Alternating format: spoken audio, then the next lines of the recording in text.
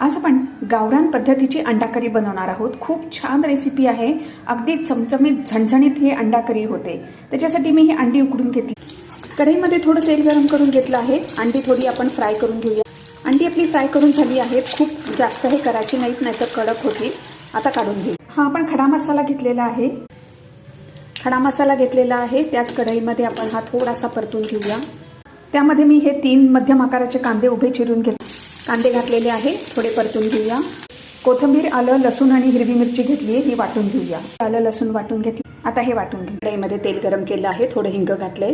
आता हिरवा मसाला आपण थोडा परतून घेऊया। आता ह्यामध्ये आपण कांद्याचा मसाला पण घातलेला आहे, तो पण थोडा परतून। मसाला परतून झालाय। चवीप्रमाणे मीठ घातले, थोडी हळद आणि लाल मिरची घातली। मिक्स केल्यानंतर मी अर्धा कप पाणी घातलेलं आहे।